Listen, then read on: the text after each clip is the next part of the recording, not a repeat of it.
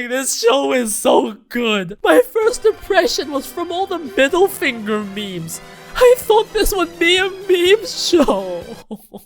Girls Cry Band is by far the strongest show I have ever seen in showing the message of be yourself. This is a very common, maybe even the most common theme I've seen in anime in general. Be yourself. Do what you really want to. Live freely. What Girls Band Cry shows is the consequences of such a mentality. You see, every other show would tell you to just go ahead and do what you love, and everything miraculously just works out for the main character so well. Too well. There's no consequences. It's a Disney-ass Mickey Mouse story. You should be yourself. Oh, I should just be myself and commit arson. And they performed in Tokyo Dome happily ever after. Girls Band Cry is one of the only shows I've seen that expresses the results of being yourself and doing what you love. Being a broke-ass isolated bitch. Unfortunately, much of our society is built upon being harmonious. I mean, hey, everyone wants a stable life. Who doesn't want to be financially stable? Who doesn't want there to be no arguments happily ever after? Justice is fickle in this world. We don't live in a fairy tale, and often the bad guys, the bullies, win in life. Some people don't ever have a savior. So what happens when you're different? What happens when your passion, your heart, your sense of justice is against said harmony?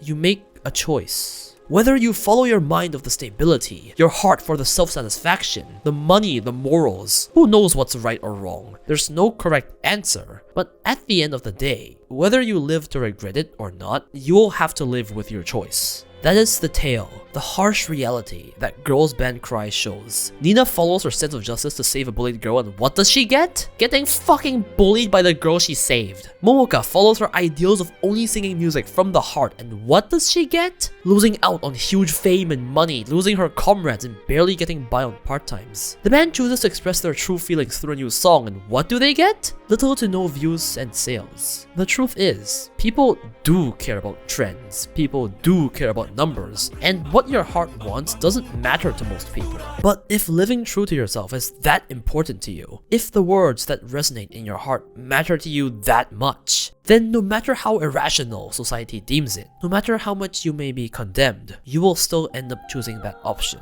Whether it's right or wrong, no one knows, nor does the show try to tell you to be the realist or the idealist. It's your way of living and nobody can take that from you. There's a reason, despite all the struggles, people still choose this route. That's the true spirit of rock, the spirit this show so passionately expresses. But even if you find comrades, no one ever said you'd always be on the same page.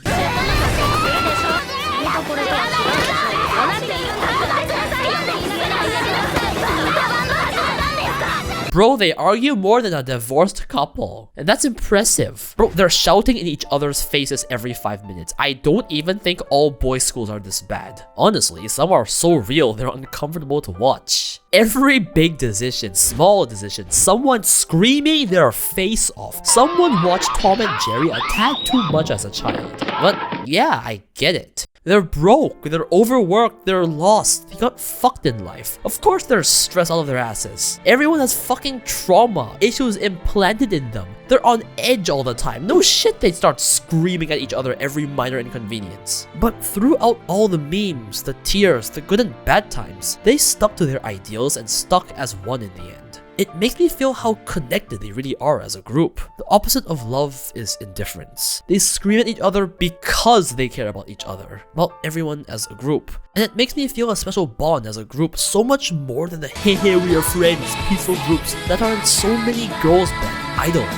It's when you go through the hardest times with a person that you know your bond is unbreakable. Okay, before I continue this structured laid out script, I really have to get this out. The music is so good. This J-rock angst, I get. The lyrics, I get Kansaki AOTY vibes. This is literally go to depression overnight karaoke and scream my face off so hard my throat becomes hoarser than a porn star that deep-throated 10 dicks in one session. The lyrics, the angst, it's so powerful. Every word, every vocal, I can feel the pain, the struggling to stay alive. alive. The music itself reflects the drama, the struggle to be yourself, the spirit of rock so well. It's like philosopher Goto Hitori said, rock resonates as the music of the perpetual underdog. Is it really rock if it's sung by life's winners? Not even just the lyrics, even within the singing, you can feel the desire to just rip this world apart.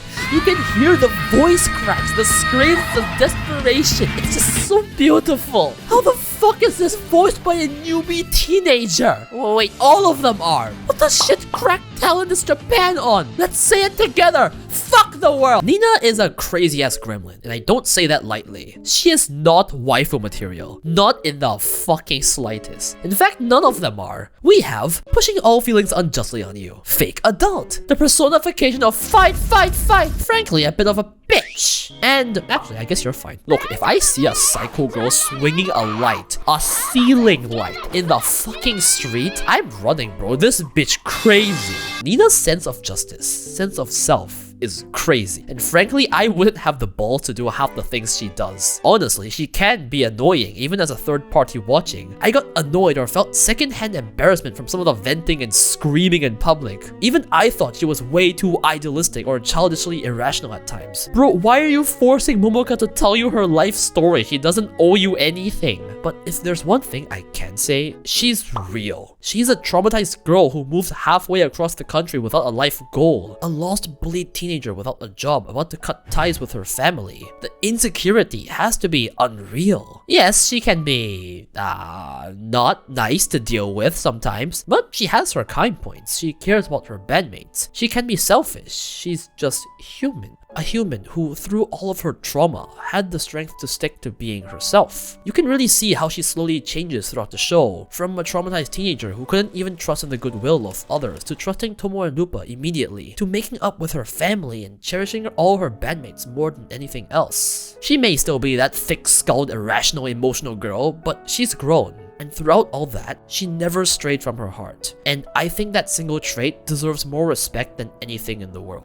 On the other hand, Momoka is my absolute favorite character. The internal struggle she had is honestly the most relatable thing I felt in a long time. The old Momoka was like Nina, stubborn, idealistic, believing her heart could take her anywhere. And to a certain extent, she wasn't wrong. They succeeded pretty quickly and labels started approaching them. But the moment they wanted her to go in a more idol direction, she refused. Her soul was rock. She couldn't compromise on her music, her heart. And she quit Diamond Dust, her former band, which went on to stardom on the idol route while she became a nobody struggling to get by. I cannot even begin to describe how that feels. It's like life kicking you down, telling you that being yourself is wrong. To be yourself sounds like such a beautiful line until you have to face the consequences. To hear society, people close to you tell you to grow up, accept reality, be mature, like voices in your head telling you you're wrong. I get Momoka. I get her so much. It's like the you in your head gets split in two. One half tells you to keep going, stay strong, be yourself, don't give in, fire up that passion, and you can sometimes. Particularly when you're working on your passion. Like, yeah, this is why I love this. I can succeed one day, and can get your creative juices flowing. Then when you're doing other things, or even doing nothing, that other half creeps up on you, pressuring you to give in. You can't help but see everyone around you doing better than you, getting better jobs, just succeeding at life, moving forward and leaving you behind, further away every day. Every time you see them doing something, it just hits you like a bullet. Like, what am I doing with my life? Was this really the right choice? You can't help but feel so inferior, even if you were never the kind of person to compare yourself to others. But then that passion still matters to you so much. So which side is correct? You drown in this sea of self-doubt. You don't know if your choice was correct. You don't know who's correct. You don't even know who you are. Which side speaking in your head is the correct one? Which side is the real you speaking? It's like two sides are fighting in your head and your stance changes every day. Why am I even thinking like this? One side says to the other. Some of your friends look at you and respect you. They think you're working hard on your passion, but that's why nobody really understands you. This kind of battle going on in your head. How insecure it makes you feel. They think you're sad over a certain reason, a certain bad event that happened. But no, it's just this endless war in your head. And this kind of pain inside kills you. The feeling of nobody understanding you, not even yourself, and you think disappearing is better. You don't even want to be here. You just live wallowing in your past regrets, yet not even knowing if you should regret. Momoka went through this, repressing her idealistic old self, trying to be the grounded one in the group, trying to be the adult of the group, to not follow her old dream of going pro, until Nina finally got through to her with a confession. Yeah! She finally broke down all the repressed pain at once. I've been through something similar, but on a much smaller scale, and it hurts. A lot, it really does. I can't even begin to fathom the insanity, insecurity Momoka must have felt. The sense of resolve, relief when Momoka could finally feel that her choice was the correct one because of Nina is so fucking cathartic. That's the essence of rock. That's why we scream our soul out. To say, my choice wasn't wrong. Girls Cry Band is, again, by far the best I have ever seen a show send its message. It doesn't shy away from the dirty, raw, harsh reality. The cruel reality of working part-time after part-time, the mental breakdowns, the lies, the insecurities. The girls aren't fucking kawaii. They scream at each other, they argue, ugly cry, yelling insults. The characters, story, music, every single aspect of this anime was crafted to show you how cruel, despairing, following your passion, being yourself can be. Every episode is like watching someone screaming in desperation for help. Yet in spite of this, because of this, a voice screaming, I am not wrong, I want to be myself, still rings. That delivery carries the weight of the message. The whole anime, the essence of rock. And to me, that is so special. Something no other piece of fiction has been able to do.